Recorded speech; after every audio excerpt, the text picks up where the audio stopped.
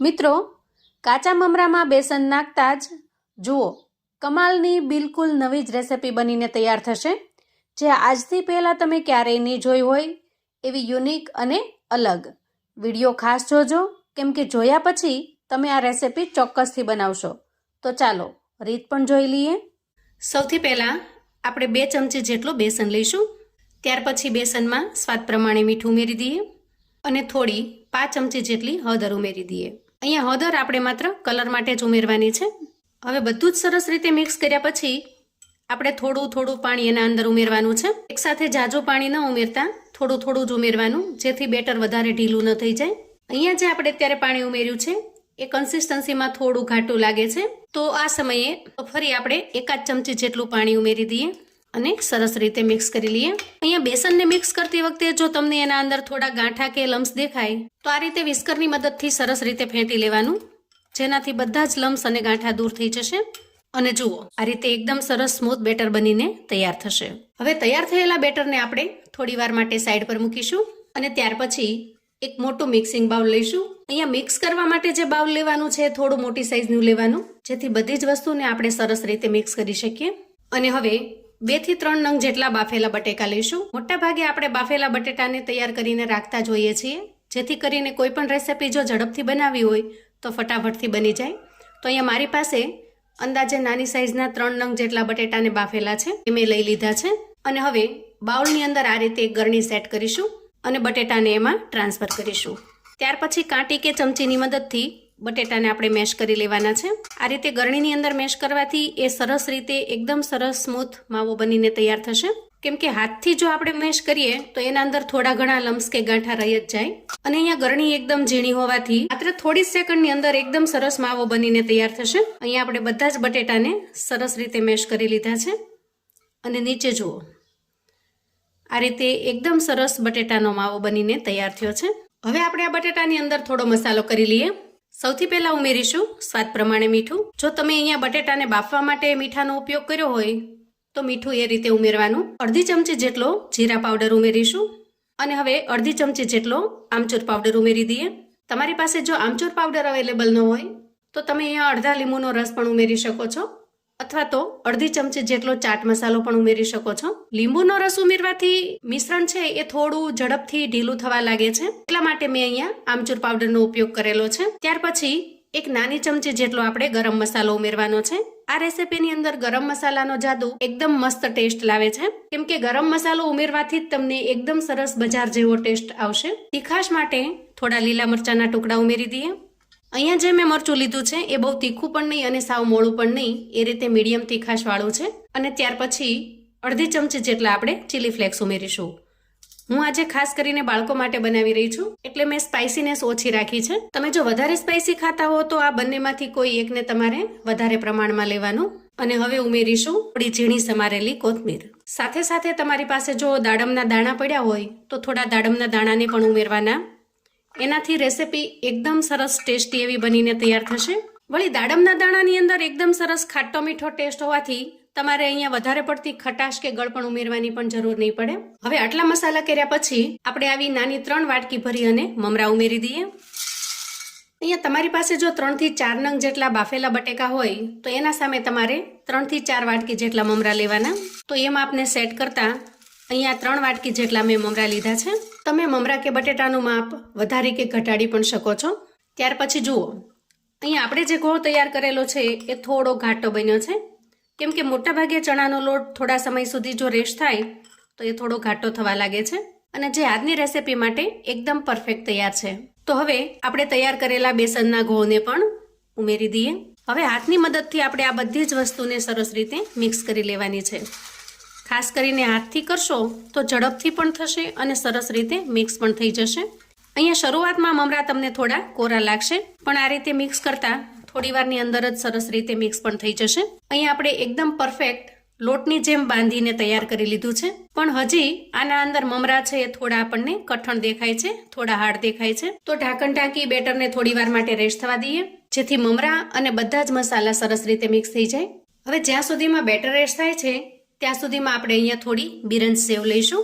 ખાસ કરીને આ સેવ આપણને પેકેટમાં મળતી હોય છે. અને આપણે આના અંદરથી બિરંજ સેવ એટલે કે મીઠી સેવ બનાવતા હોઈએ છીએ. હવે આપણે આ સેવને લઈ હાથની મદદથી એને ક્રશ કરી લેવાની છે. બિરંજ સેવ તમારે જરૂરિયાત મુજબ લેવાની, જે રીતનો નાસ્તો હોય એટલા પ્રમાણમાં લેવાની અને એટલા પ્રમાણમાં જ તમારે ભૂકો કરવાનો છે. તો અહીંયા મેં હાથની મદદથી બધી જ સેવને એકદમ સરસ ઝીણી કરી લીધી છે. હવે આપણે રેસ્ટ થવા મૂકેલા મિશ્રણને પણ ચેક કરી લઈએ. જુઓ, અહીંયા મમરા એકદમ સરસ સોફ્ટ થઈ ગયા છે અને સરસ રીતે મિક્સ પણ થઈ ગયા છે. મમરા સરસ સોફ્ટ થઈ જાય એટલે ઓટોમેટિક બેટર છે એ પણ થોડું ઢીલું થઈ જશે અને આ રીતે હાથમાં લેતા તમને ખ્યાલ આવશે કે થોડું નરમ બન્યું છે. હવે આપણે હાથની બંને હથેળીને ઓઇલથી ગ્રીસ કરી લઈએ અને ત્યાર પછી મિશ્રણની અંદરથી લીંબુના સાઈઝનો લુઓ લઈ લઈએ અને બંને હથેળીની મદદથી એકદમ સરસ રાઉન્ડ શેપ આપી દઈએ.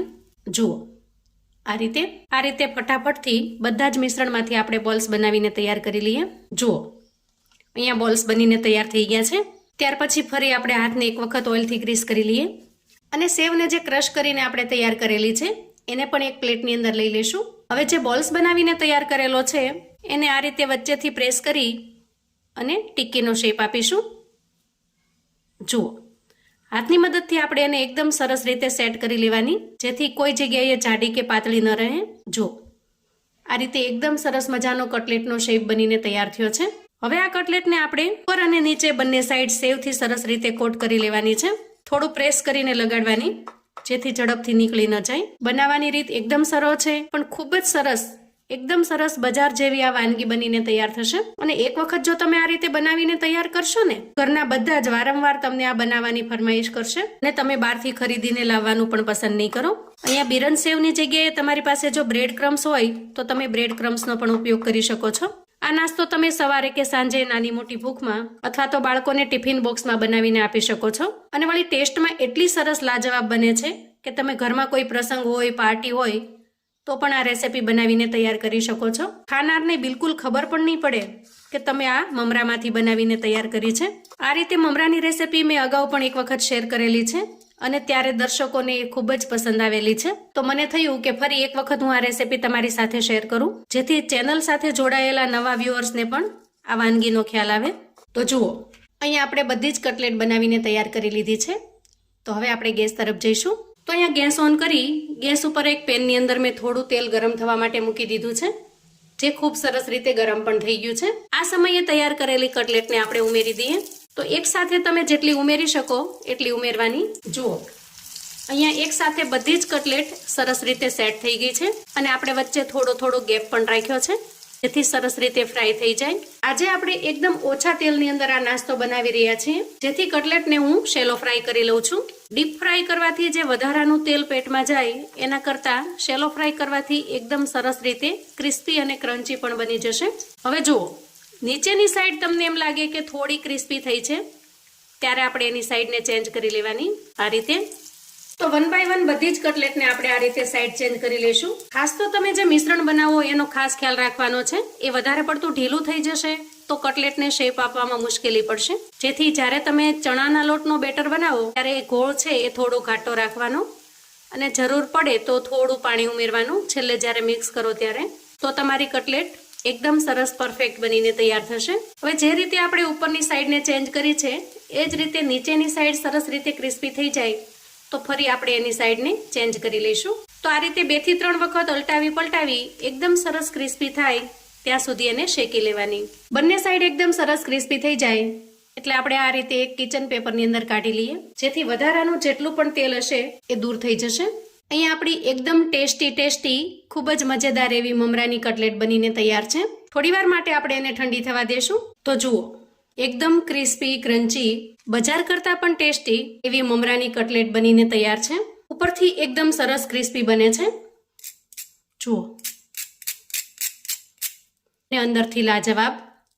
જુઓ, આ કટલેટને તમે સિમ્પલ ટોમેટો કેચઅપની સાથે એન્જોય કરી શકો છો.